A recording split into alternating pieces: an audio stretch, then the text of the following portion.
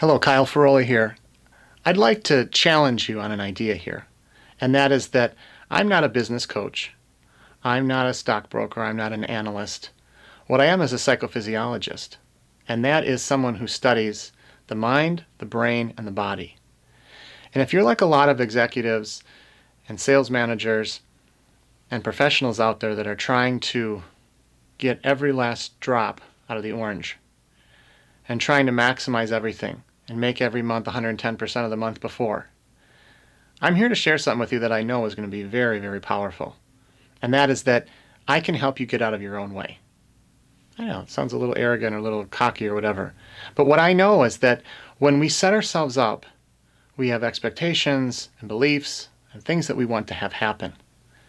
And what I've seen objectively, this is not my opinion, this is science showing me that when we program ourselves to do certain things and those certain things don't happen, there's a physiological change in our mind, brain, and body.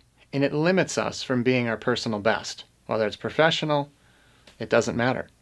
Everything starts with who we are as a person, and then it goes to our professional. So if you're going to read another book on leadership, that's fine. But how are you going to lead others before you lead yourself, right? If you're going to buy another self-help book, great. What if you're locked up in your brain and your brain's not letting you understand that material the best? Let me give you an example. If you're being chased by a bear, do you care what the latest, greatest trend or process is to make your business better? Probably not. You're probably going to survive. Well, I'm here to tell you that I can show you using a very large screen at my office hooked up to a computer with sensors hooked up to you. And I can show you when you're relaxed, what your brain and body look like, and when you're stressed, what they look like, and how long it takes you to come down from being stressed. That's one of the most important things. How resilient are you? I've worked with some genius people. I've worked with some people that aren't so smart. And it's not the same. Just because you're smart doesn't mean you know how to do something. The goal of it is to understand where you're starting from. Do you know the difference between a GPS system and Google Maps? Well, Google Maps allows you to live life how you do. Tell everyone you're fine, do everything the way you think everybody wants to have it done. You punch in wherever you say you are, and you type in wherever you want to go, and you hit, and it gives you directions. But a GPS system is really more of what we should be following as an analogy here, and that it has to locate where you really are. I know this because 11, 12 years ago I bought a car with nav built into the dash, and I was sitting in my driveway waiting to use this and feel all cool. And it couldn't locate where I was because we bought a newer home that used to be a farm field, and the map system before Google Maps, dates me a little bit, right? It didn't know where the heck I was. So it couldn't tell me where I wanted to go because it didn't have a starting point.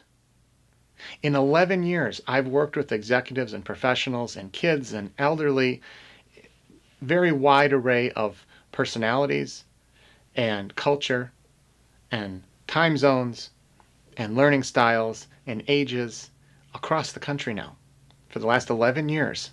And I've only seen 2 people that were healthy enough to not need our service. And I wasn't one of them. I pushed way too hard too. I know what it's like to try and get a business off the ground, starting with nothing.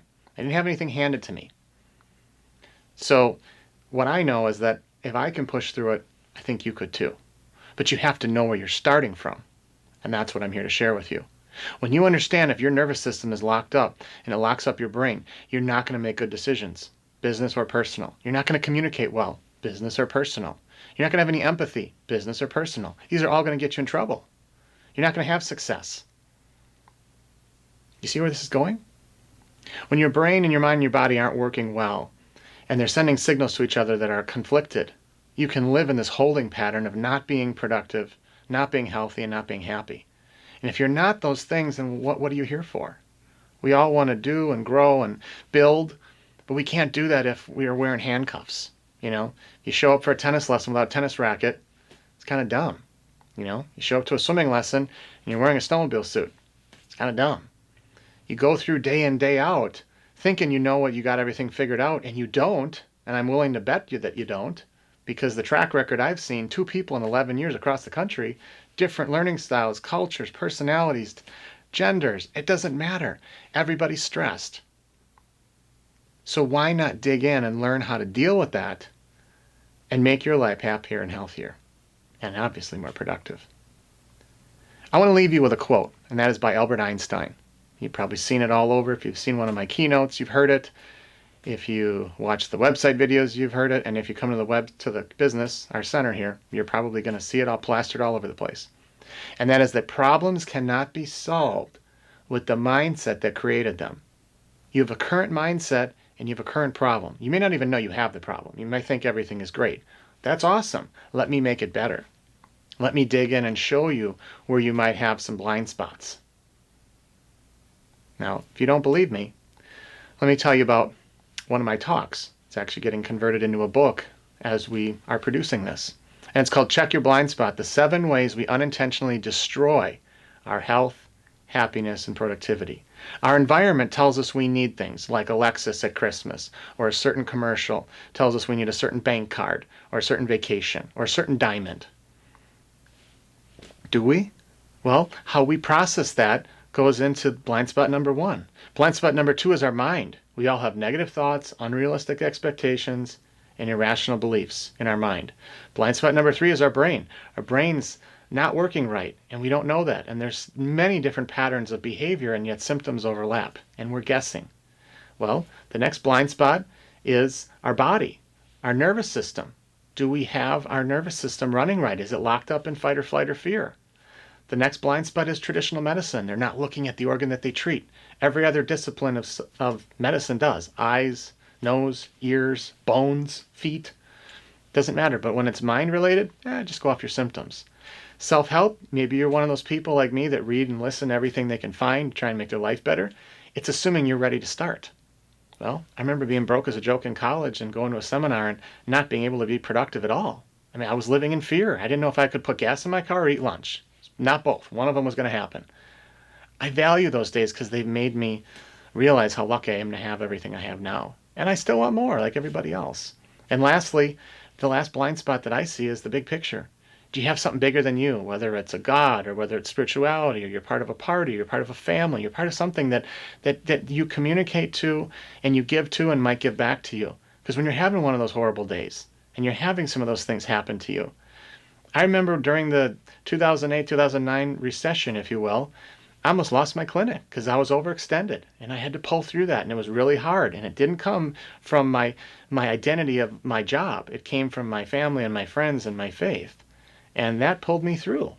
And knowing now that no matter how much criticism we get for being outside the box, that I know we're helping people grow and build a happier, healthier life using objective tools. It's not snake oil. It's not witchcraft. We're showing you what your brain and your body are doing. It's just not part of traditional medicine. So when you have something bigger than you that helps push you through, that's all you see. You don't see all the little pieces. You don't see all the little bumps in the road. You just keep driving forward. That's what I want to help you do, is look at your own life and see what areas we could focus on. Are there some things in your mind that we need to reprogram? Is your brain not regulated? Is your body locked in that fight or flight? Are you digging at something and not getting the right answer? Are you on the wrong medication and it's not working well for you? Are you reading books and wondering why you're not getting better? You may not be ready to.